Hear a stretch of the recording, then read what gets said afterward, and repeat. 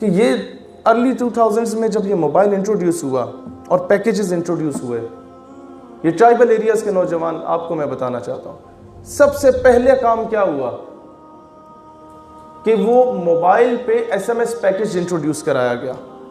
उसके बाद क्या हुआ कि उस पे 90% जो मैसेजेस होते थे एक दूसरे को फॉरवर्ड करने वाले, वो लतीफ़ों के होते थे। फिर उनमें से भी 99% लतीफ़े पठानों पे बनाए जाते थे। क्यों बनाए जाते थे? अब इस पे भी सोच लें।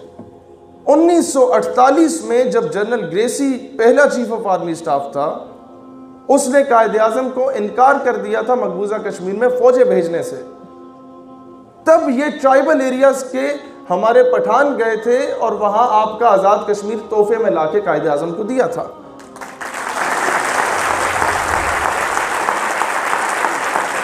फिर नंबर 2, जब रशिया इंटरवीन करने की कोशिश कर रहा था मिडल ईस्ट स्टेट्स में, पहले अफगानिस्तान पे चढ़ाई की उसने, फिर वो पाकिस्तान आना चाहता था, फिर वो आपके तमाम मिडल ईस्ट स्टेट्स में जाके ऑयल के रिजर्व्स पे कब्जा करना चाहता था।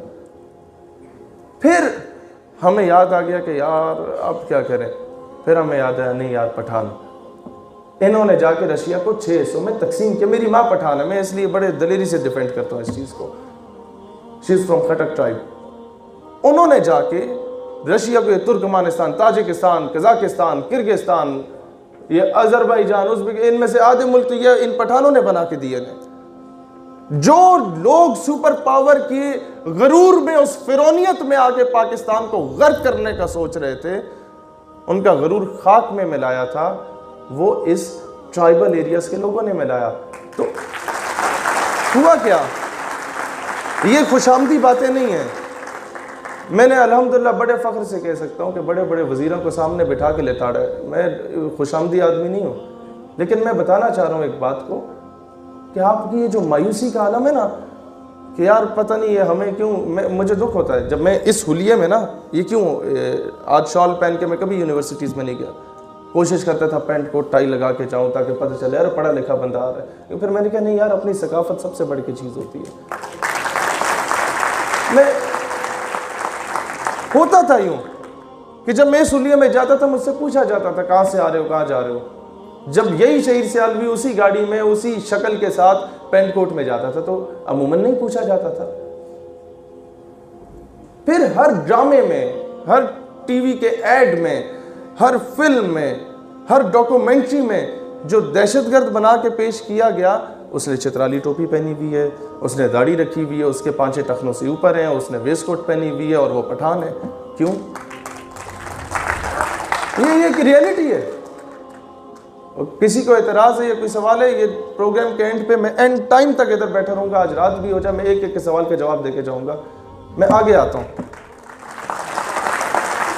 मैं यहाँ पर एक चीज़ बहुत वाज़ेह कर देना चाहता हूँ मेरे भाइयों और मेरी बहनों, कि गिला अपनों से किया जाता है। मैं अपनों से ये गिला करता हूँ कि ये तो जो एक्सट्रीमिज्म और टेररिज्म को दाढ़ी से जोड़ा गया, मुझे आप बता दीजिए क्या डोनाल्ड ट्रंप साहब की दाढ़ी है? क्या जॉर्ज बुश साहब की दाढ़ी है? क्या हिटलर साहब मरहूम की दाढ़ी थी? दुनिया के सबसे बड़े दहशतगर्दों की दाढ़ी नहीं है, लेकिन दहशतगर्द दाढ़ी वाला है। ये डुअल स्टैंडर्ड्स हैं। या बता दो इन सब में से कोई पठान था? कोई भी नहीं था। अब मसला कहां पर आता है? मसला भाईजान ये आता है कि पूरा मोहल्ला आपको बोले कि आप चोर हो।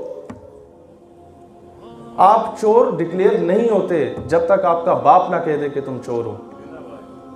समझ नहीं है?